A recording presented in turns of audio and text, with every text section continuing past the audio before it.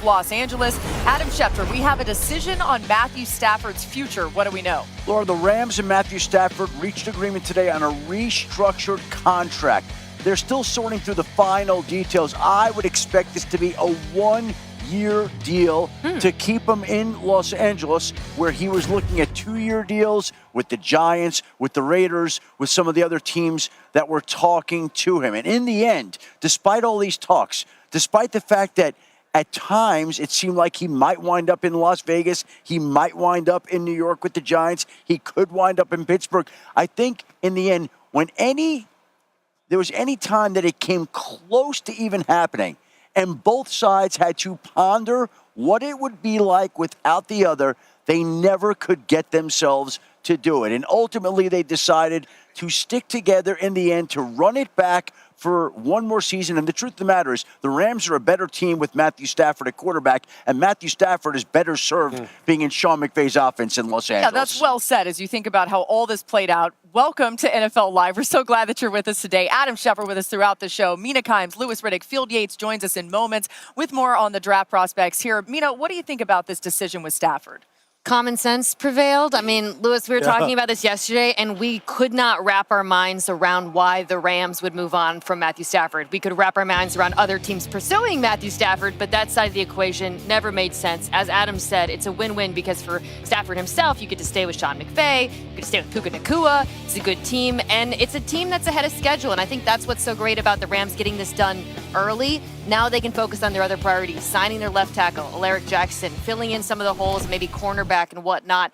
They went into the playoffs last year. They should do it again this season. Yeah, the best deals usually have the characteristic of someone always feels as though they didn't get exactly what they wanted, but in the end, you know what's best for both parties involved, and that's what it sounds like. You're right. I'm sure Matthew values himself much higher or much more, at a much higher rate than maybe just a one-year deal to run it back this year, and then we'll see what happens in 2026. And he should, because he's one of the best quarterbacks in professional football, and the Rams know this too. But their job is to kind of look down the road and try and project future performance and protect the club. I get all that. But in the end, as Adam articulated, I think when they both probably sat back and went, what would this look like if he wasn't here? And he started thinking, what would it look like if I moved out of L.A. and went to Vegas or went to the Giants? They were like, no.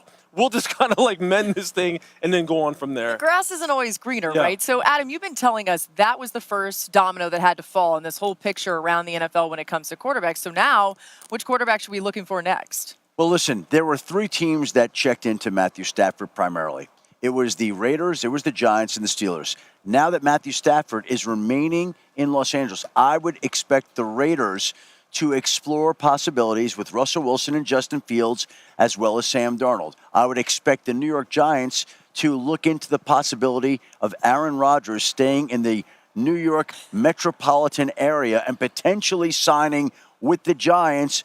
Now, they'll look at other options as well, but Aaron Rodgers will be one of the options that the Giants investigate. And the Pittsburgh Steelers all along have been talking to Russell Wilson and Justin Fields, saying all along, we would like to bring back one of those quarterbacks. So you get an idea of what some of these teams are going to be doing. But Matthew Stafford always was going to be the first piece. Nobody was going to do anything until we knew where he was going. And if he had gone somewhere else, it would have shifted the dynamics of the offseason for all quarterbacks. Where he went will help impact and influence where all these other quarterbacks go this offseason. Yeah, it's kind of like musical chairs, and a chair just got pulled out, and suddenly it's Russell Wilson and Matthew, or no longer Matthew Stafford, Sam Darnold and Justin Fields circling it.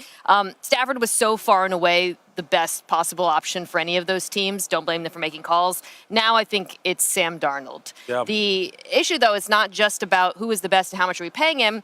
Some of the teams you mentioned will also likely be drafting a quarterback. So I think you have to think about this in conjunction with each other. Who do we want to bring in as a bridge quarterback? What kind of contract are we willing to give them in terms of length if we plan on drafting someone? Yeah, I mean, if you're one of the quarterbacks who are kind of left without a seat right now, you're probably not really liking the seats that are left. And I think you're sitting there going, man, that was the one place, LA was the one place where I could go and I could be protected. I have a strong running game. I have a great coach. I have a strong defense. We're on the up and up. We almost beat Philadelphia. Now you're looking at the Giants. You're going, where have they ranked in pass block win rate the past 3 years?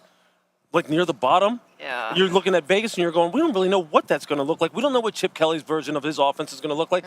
if you're Sam Darnold, like that's the guy for me that right now I'm sitting there going, where does he think the best fit for him is? Because LA was perfect, right? It's almost like you could walk in there, you're speaking their verbiage right away.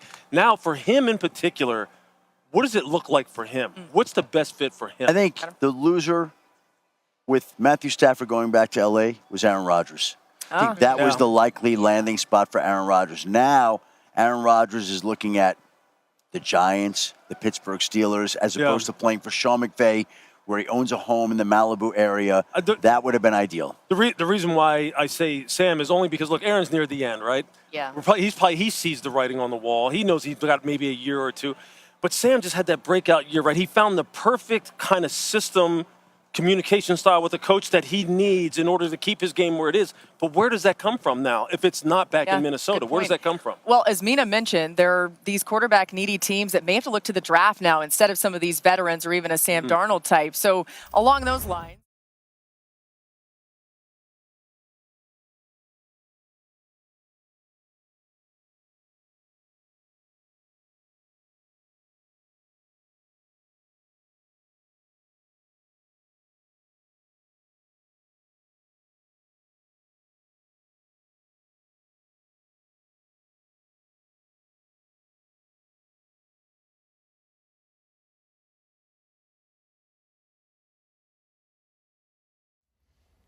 How's it going, everybody? Villa Sports Network here. Just want to thank you guys for your support on the channel. Thank you guys for watching the video. Hope you all enjoyed it.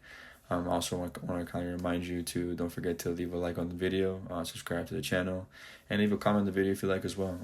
But regardless of the fact, thank you again for your support, and hope to see you on the next video.